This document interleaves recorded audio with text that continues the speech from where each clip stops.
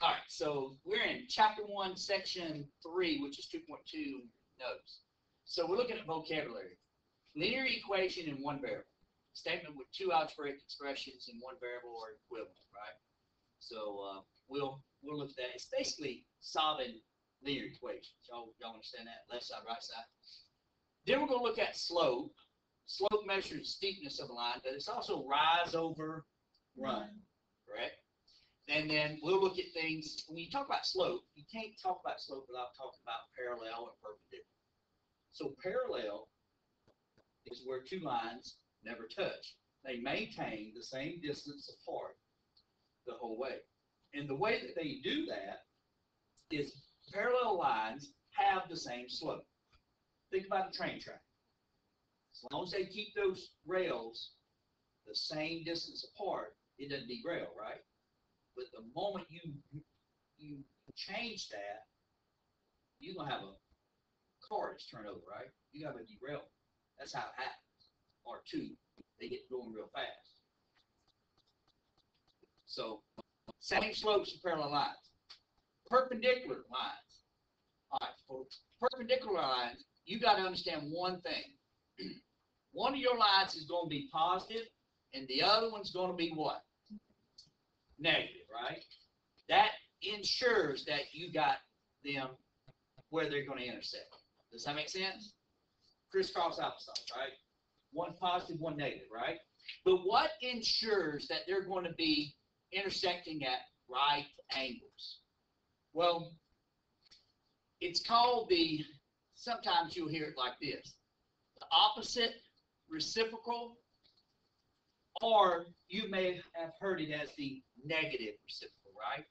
Those two terminologies describe the slope for a perpendicular line. And this is what I mean by that. If I had the slope of the first line be negative 1/2, if I want the slope for the second line that's perpendicular, right? That means they got to intersect perfectly, right? 90-degree angles. Then it has to be opposite or negative reciprocal. First off, the first slope is negative, so the second slope has to be what? That's exactly right. Now, reciprocal means to flip your fraction. Take the numerator, put it in the denominator in the numerator. So that becomes 2/1, which is what? 2. So that's how you find slopes that are perpendicular. That ensures that they will intersect and form 90-degree angles. That relationship right there. Okay?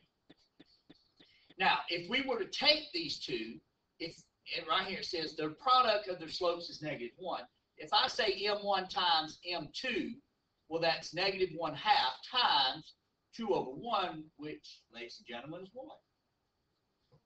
-1, right? So by theory, it works, correct?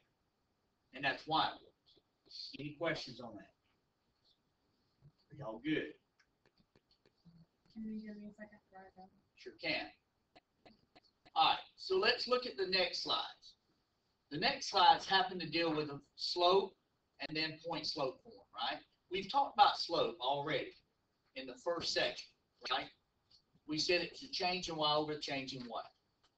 X, right? We talked about it when we did the distance formula, y2 minus y1 and x2 minus x1, correct? So we're going to find slope. We're also going to use what is probably the most valuable equation in the linear arsenal, and that is point slope form. Okay? Point slope form will allow you to take a point and a slope and write the equation. That's its only benefit, and it is very good. Okay? Normally, we would teach you to plug it in, slope intercept, solve for b, and then plug it back in or write the equation from there, right? Y'all remember that? Yeah, okay, good. I'm going to teach you how to do point slope, to find stuff, okay? So, it's an equation that's not used much. It's really underutilized, but it's powerful. It'll change your life. You can write it down in your diary. On this night, that changed my life. Yeah. All right. So you know that thing you said, both sides are, solve the linear equation in one variable, both sides are equal, right? That first definition thing. That right there is what they were talking about, right? So here's what I want you to do. I want you to take 30 seconds to solve for y. All right? Go. Okay. This particular equation is crazy. It is cray cray. Mucho loco. Because it's got fractions, and it's also got variables in the denominator, and all this other stuff. So what I'm going to teach you is a technique, and that technique is called clearing my fractions. Okay? So I need you to consider, what are my denominators? What are they? I got variables and I got what? Y and Z. Right, I got variables and I got numbers. So if I got a variable, then the variable is going to have to be something that I'm going to have to multiply by, right? So now I'm going to look at my numbers. So 2y, y, and 6. I know I'm going to have y. My numbers are 2 and 6. Will 6 go into 2? Yes. No. Will 2 go into 6? Yes. Okay, good. If that happens, then you're good. I'm going to use 6, right? If it doesn't, then I can take those two numbers, multiply them by each other, and they would guarantee to go into whatever I multiply by, right? So I need you to just watch what I'm about to do. I'm going to multiply both sides by 6y. So don't look down, don't copy, don't anything. Keep your eyes up here. Doing this, 6y, I tend to, whatever I multiply, I tend to go ahead and simplify, right? On the diagonal, I don't multiply it, then divide. So I go old school. 6y divided by 2y is what? 3. Y'all with me? Anybody confused about how that became 3? So really that's 3 times 5, which is what? 15, right? You with me? Now we're going to bring this in. 6y divided by y. My y's do what? Cancel out, leaves me 1 times 6, which is what? That's right. On this one, my 6's cancel out, right? You see that? Okay? That's going to leave me 1 times y, which is what? Y. So I took this crazy looking equation and I made it look like, guess what? So now can you solve for y? Yes, Rebecca. I just have a question. So why wouldn't the 3 be under the 5? Why would we multiply that? 3 by 2. Why would it not be 5/3? Right. Well, if you look at this, this is, okay, 6y times 5. What's 6y times 5? 31. 30y divided by 2y. 30 divided by 2 is 15. Y divided by y would cancel out, right? Okay, does that make it? Yeah? Yeah, that makes sense. Okay, well here, I can do it like that. So that would be 30y over what? 2y equals 6y over what? Here, we'll just do this. Plus 6y over what? 6. That looks like a W.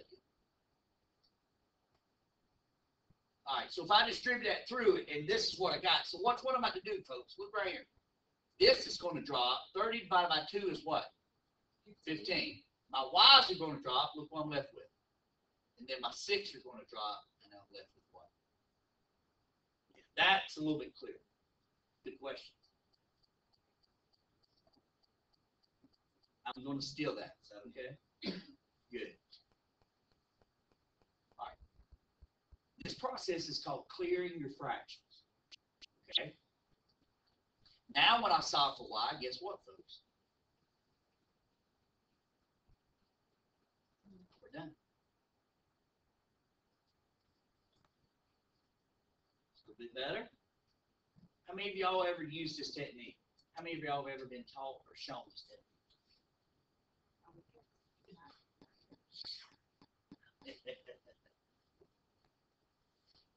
It just depends on how flexible your previous teachers have been in showing you math.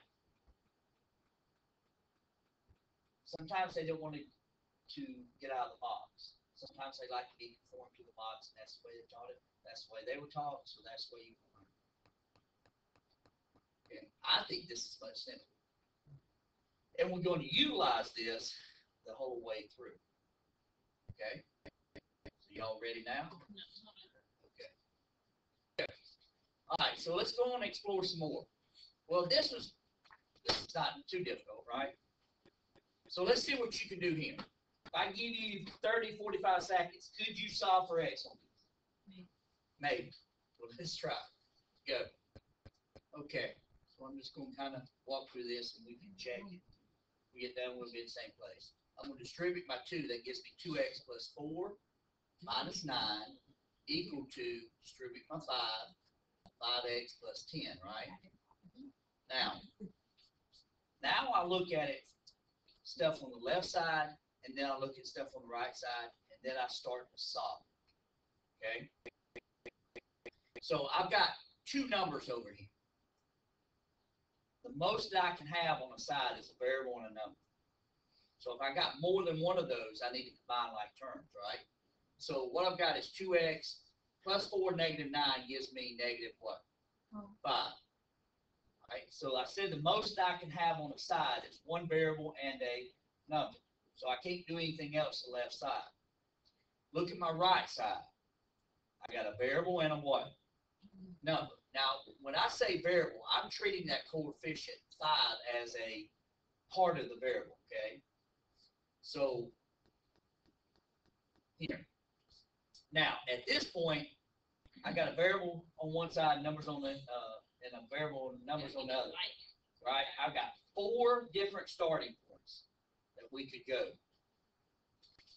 My first move will always be a variable, if there's one on each side, and it'll always be in the direction that will provide me a positive coefficient. Do you understand? So I'm going to move the 2x over to the other side by doing the inverse operation. So it's positive, it needs to be a negative, right? So that drops to 0, leaves me with negative 5 equals 3x plus 10. It's kind of like a swing. If the variables go to one side, the numbers got to go to the other, right? You swing this way, you swing back, right? So I'm going to take the 10 over to the other side. Now that becomes negative 10. Drops, leaves me with negative 15 equal to 3x. Now, ladies and gentlemen, you have to understand that I have not solved this equation. The only thing that I have done is move stuff around and gather them up, right? Put my variables on one side and numbers on the other. Now is when I'm going to start to really solve it. And it's a simple thing is asking yourself, what's happening to the variable? It's being multiplied by 3, so I need to do the inverse of it, which would be what? That's right. So x equals, guess what? Negative 5. I flipped mine around. Okay. Did you put your x on the left-hand side? Yeah. You know why? Okay. So you were probably taught to put your x on the left-hand side. I just moved. I didn't. Come on now. I just moved it to the right. I kept my x over here. Yeah. Hey, okay. We came up with the same answer, didn't we? Yeah. You know why? Because I got a prior community. Now, we didn't violate any rules when it came to solving the equation. What we done to one side, we did to the other.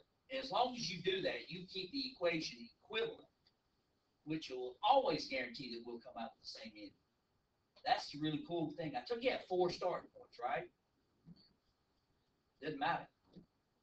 As long as you keep that property of equalities satisfied, they're good.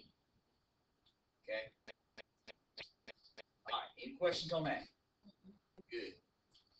Now let's go scare you. What you gonna do here? Alright, you got 30 seconds. Oh, okay.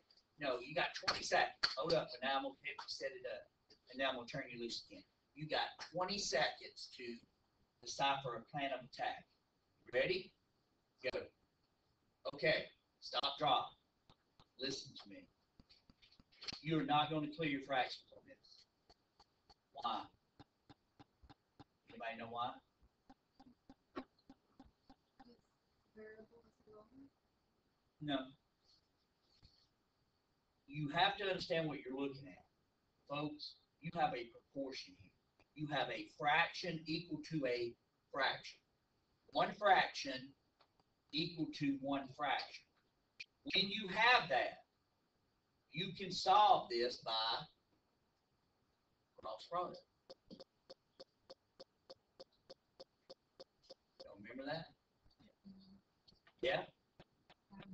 And it only works, it is this principle, right? A over B equals C over D. It's the cross product, right? Y'all remember this? A times D is equal to B times C. That's proportions, ratios and proportions.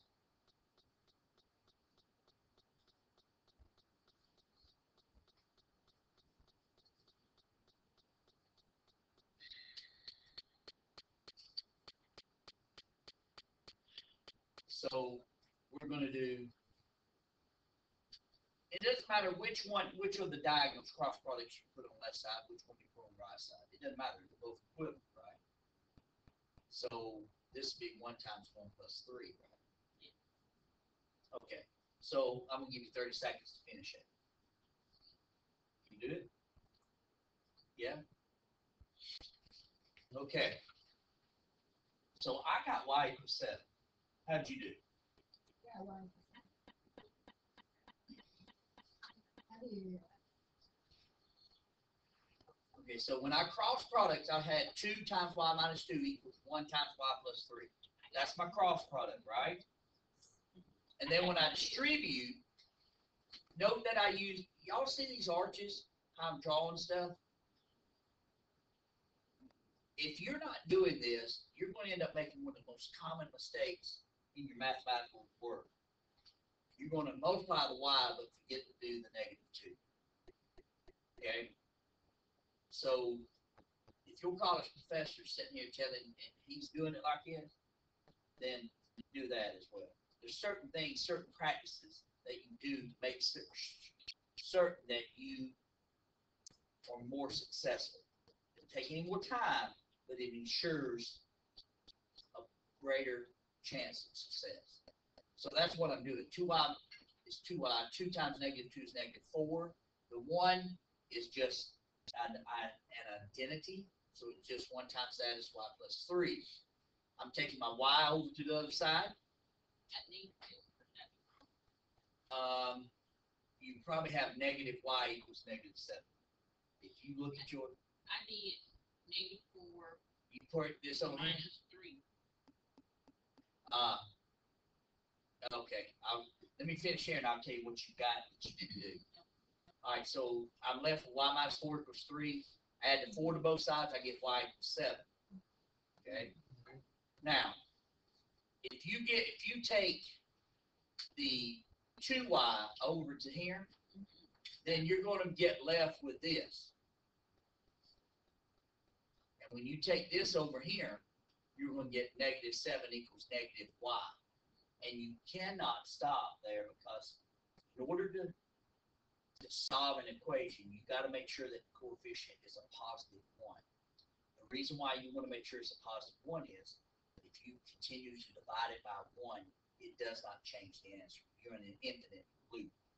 Does that make sense? If you continue dividing stuff by 1, it's never going to change. But a -1 is not positive, right? You have changed it. So you got to divide by -1, which would, guess what? Do that. Okay. So, all right, y'all ready? Woo! All right, y'all do this. Go. worked better if I'd hit record, right? Okay. So when you solve this, see, it didn't record that mistake, did it? You get x equals 5 halves, right? So if you walk it through, I combine like terms, move my 5x over, move my 2, got 2x equals 5, 5 both sides by 2, voila. Okay, don't be scared because it came out with a fraction. Trust the process. Now, when we're looking at this, you should know when you're solving equations, you have opportunities where you can have answers other than x equals to a number. And those two things happen. No solution in identity, which is infinite solutions, happens when your variables drop. Okay, do y'all understand what I mean by variables drop? No. I had 5x equals 5x, right? If I move that over, it's going to go to 0, right? When you're moving your x's over, if the result is a 0, it cancels it out. That is what is meant by variables drop. Okay? So, you're left with one or two conditions. Either your left side does not equal your right side, or your left side equals your right side. And what I mean by left side equals right side, or left side does not equal right side, when your variables drop, the only players that are there is numbers. Okay? So you got numbers left. One's on the left-hand side, one's on the what? Right. Yeah. If it's a true statement, if the left side equals right side, then you have an identity, which means it's infinite solution, right? But if you have it where it's like 0 equal to 1 or 15 equals 10, well, none of those are true, is it? So therefore, left side would not equal right side. Your answer is no solution. But these two things do not come into play unless this right here has to happen, or has happened, I should say. Okay? Y'all good with that? All right? Now,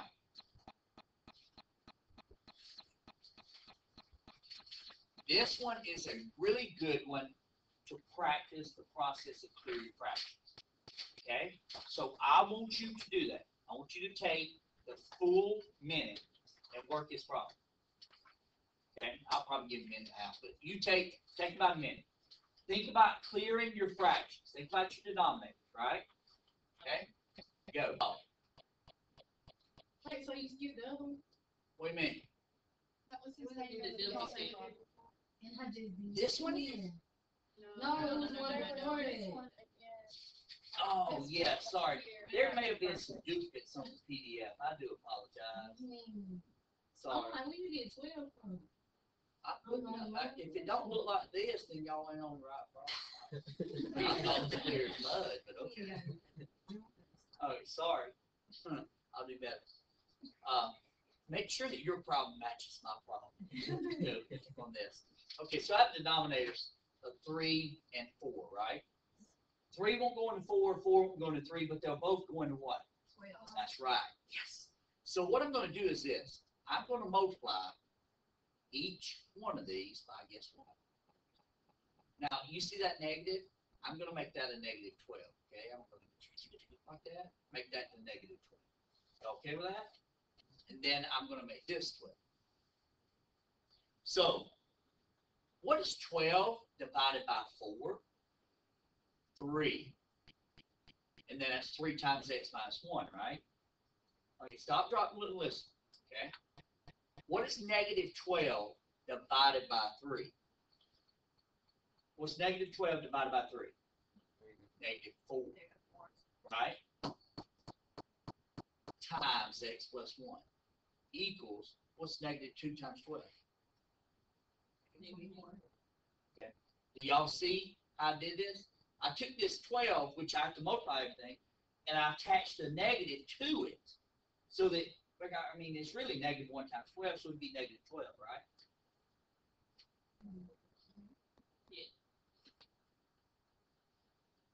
Yeah? So how did we do with achieving the green equation?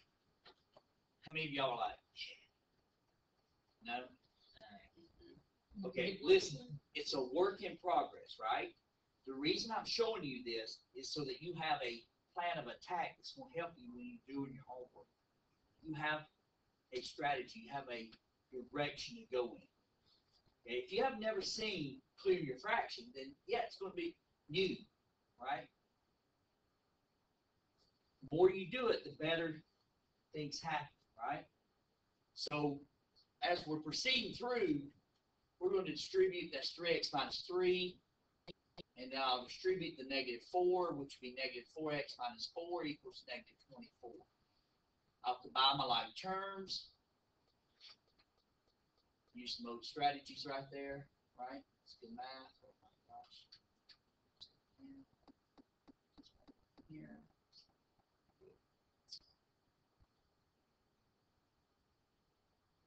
Then this becomes negative x minus 7, right, equals negative 24. Plus 7. Negative x equals negative 17. Bring that up here. Negative x equals negative 17. And then, of course, do what? Divide by negative 1, right? So x equals what? 17, correct? Yeah? Yeah, that's good math right there. If the two numbers can't go into each other, just multiply them. Yes, ma'am. Because the question was, if the two numbers can't go into each other, just multiply them. You're right. Because if you take two numbers, two factors, multiply them together, they create a product, right? You guarantee that those two factors are divisible into that product because that's where they derive from, right? Yes. Okay, you made this is why I got the 12 a negative because it said minus, Yes, correct. but it was the addition of the plus sign in the middle is a positive. That's right. I'm not sure. Where the 12 came from? Common, yeah. I'm trying to find something that when I multiply everything by, the 3 and the 4 is going to drop. That's what I'm trying to do. It's a process called clear refraction. So, and the really good thing about it is it's being taped, video. So if the pace at which I'm going right now kind of seems really quick or a little bit faster than what you probably need right now, go back to it, watch it, rewind, watch it again, rewind, watch it again, so forth and so on, right? Yeah, that's a cool thing. All right, y'all ready? Any questions about this? Yay. Yeah, all right. Woo-hoo. Okay, y'all ready? Do y'all see this right here? State all values that are excluded from the solution set of the rational equation.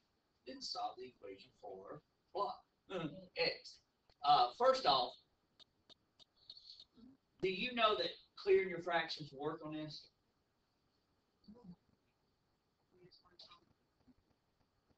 No, that'd be added. Find a common you said numerator, but yeah, you have to find something that all of your denominators would cancel by, right? So it's not intuitive. So I'm going to show you.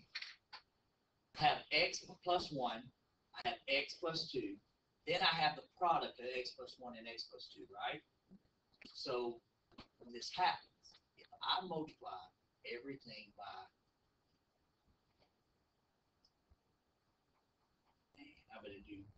I'm going to multiply everything by this right here in green. So when I do that,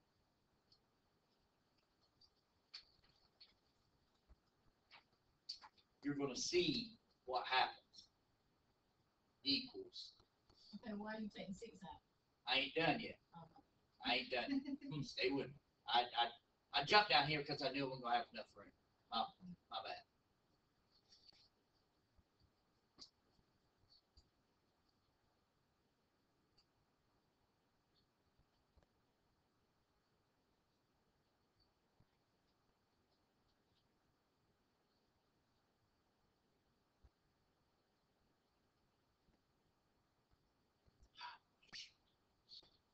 So because it's a double thing each side on that numerator, you're gonna hit solve for each first.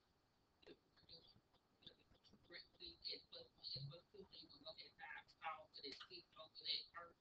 Yeah, well, no, Simplify that first. No, I'm just showing you that that's what I'm gonna multiply everything by. So that when I go to clear them, look what I'm about to do. See this? That cancels, right? X plus 2 up top, X plus 2 on the bottom. Then, guess what happens over here? See, the biggest thing is why I multiplied it all by X plus 1 times X plus 2 is I had to make that denominator, X plus 1, X plus 2, go away. And the other denominators were one term of that, right? One binomial of that, right? So what I'm left with is this. So how would you get rid of 6 then? I didn't get rid of 6. 6 is there, Oh, okay. right? Oh. That's going to take a little bit of time to digest, right? And look, I'll tell you that. When I look back and was prepping for this, it took me about, I don't know, about 15 to 20 seconds to figure out what the heck I was doing. And I had that up there. Okay? So, it's okay.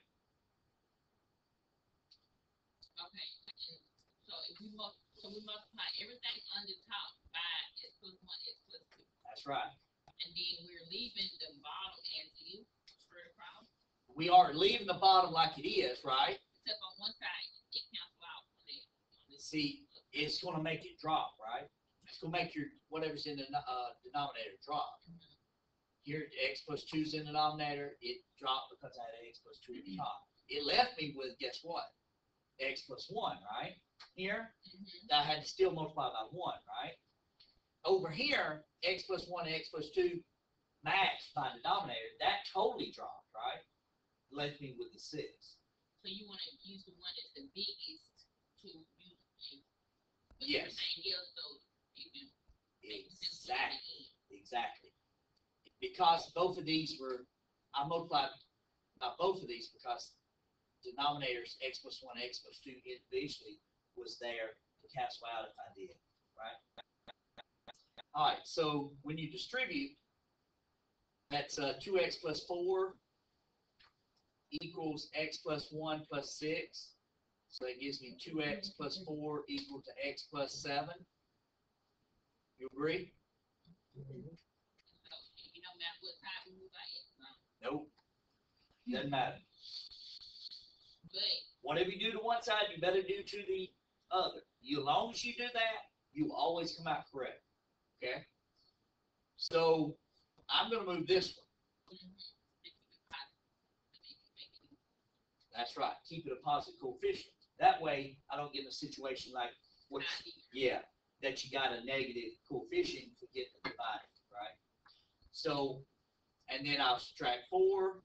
So x is equal to who? 3. Right? Now, not a big deal. So x equals 3. Now. you write it down. Huh? You write it Yeah. Go.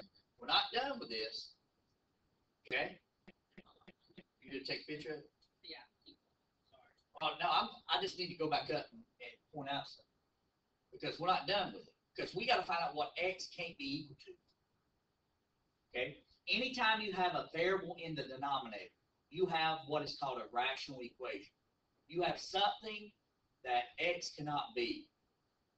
It will create a undefined situation. It will create a 0 in the denominator, right? So, in this problem, it said, state all values that are excluded from the solution. Ladies and gentlemen, all you have to do is take each one of these and set it equal to 0. And because this is both of them, I only have to do the individuals, right? When I set this equal to 0, I move the 1 over to the other side, x cannot be equal to, guess what? -1. No, nor can it be equal to -2. Reason being is, if I were to plug these values in for x, look at what it's going to give me on this first one. -1 plus 1 would give me a what? A 0, right? -2 plus 2 would give me a 0. If I were to plug it in here, x plus 1 in the two binomials here, then -1 plus 1 would be 0. 0 times anything is what? 0. That's right. So what it creates is an open hole in that graph. If you were to graph this, there would be an open hole that it wouldn't exist at. Now, the open hole could act like an asymptote, meaning a line that the function approaches but never touches, right? You ever seen one take off up or down, right? Stuff like that, the inverse operations, stuff like that. So you can create asymptotes on this. But when they try to talk about excluded values, all you have to do is take the denominators, set them equal to 0, solve for that little bitty, that one little addition, subtraction thing, boom, done. That's what it cannot be, because it will make it a 0, which is undefined. Cannot have parts of nothing. Fair enough? So there. Any questions? So in the future, you have those variables. Whatever it is. If it says state all values that are excluded, then you see this right here, x with a equals with a line through it. That means x can't be these values. So yes, ma'am. If you see that right there, you're gonna do this right here. So that's a two-part question. Yes, ma'am. It's a two-part question. It's always gonna be 0. Set it equals 0. Yes, ma'am. Always. Always. So if that x plus 1 parentheses with x plus c and then x plus 3, you still put x plus c Yes, ma'am. equals 0 and x plus 3 Yes, ma'am. 0. It's all that'll give you the correct answer all the time. Yes, ma'am. That'll give me your exclusion. So it's Yes, ma'am. So yeah, this is going to always change. These little numbers right here are going to change on this problem. Okay, they're algorithmically generated. Y'all understand what that means, right? Process is the same. Numbers are going to change. So understand how to work the problem, not figure out how the numbers. Okay? Now,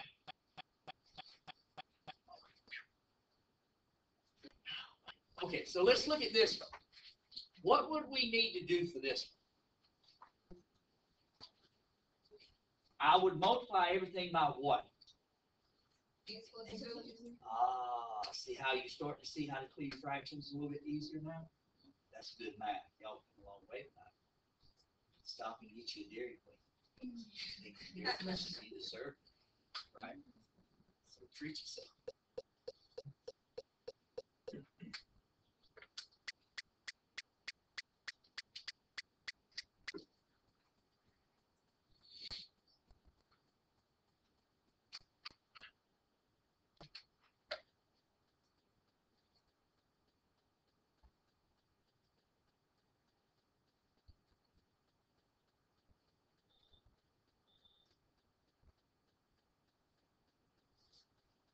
So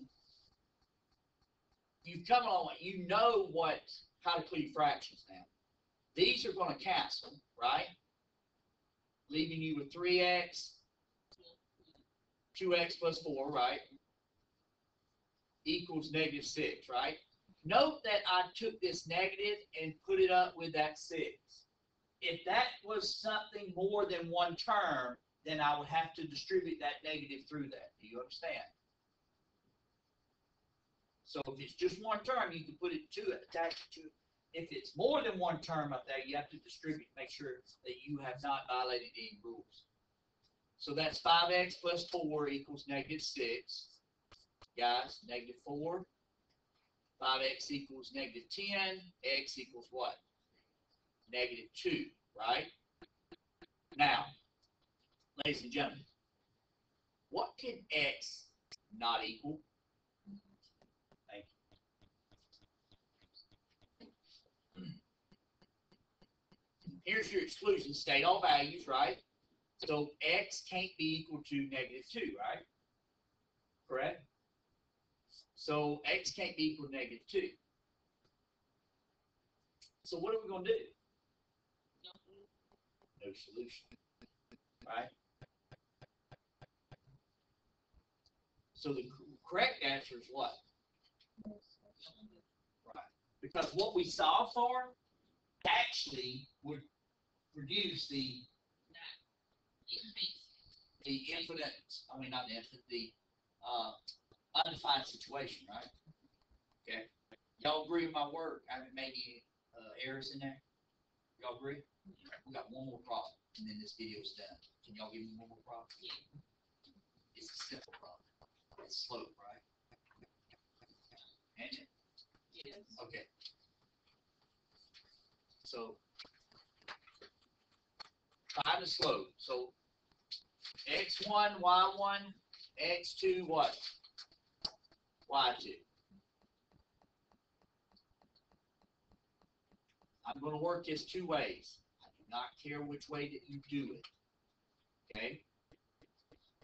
-7 minus -4 over -1 minus 3. Ladies and gentlemen, when you subtract negative, it becomes what? So -7 plus 4 is -3. -1 minus 3 is negative what? So your slope, negative and negative, is a what? Positive. So Positive. slope comes out to be 3/4, right? Do y'all agree?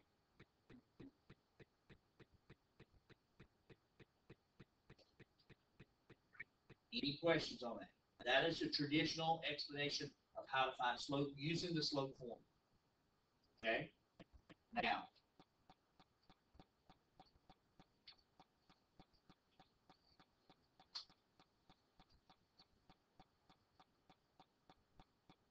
watch what I'm about to do.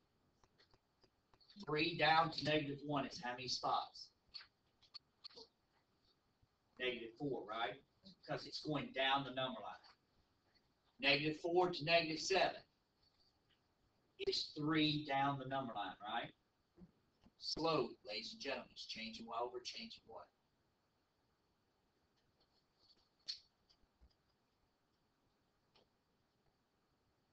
We got the same thing, did we not? Okay. I don't care which method that you use. The traditional, you can knock yourself out. I don't care. But you have a tendency of pulling the wrong number. So the stacking that I've showed here allows you to keep your x's together and your y's together. All you have to do is decipher how much did it move, and was it in a positive direction or a negative direction. Because slope is rise over run, which is change in y over change in x, right? Yes? Any questions? I do have one question. Yes. So if they're both negative, it's always going to change to positive. But if one of them's negative, is that one staying? Negative divided by negative is positive. Same signs, positive, unlike signs, negative. Right? Y'all remember this? Or you've got what's called the pizza man. Y'all seen the pizza man?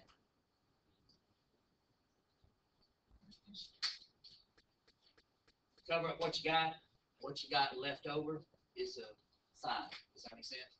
You got two negatives, so your sign is what? Positive, right? If I had a positive and a negative, then what's left over? Yeah. Yeah, it's basically, that's a strategy of same signs, positive, unlike signs, negative, right? All right, ladies and gentlemen.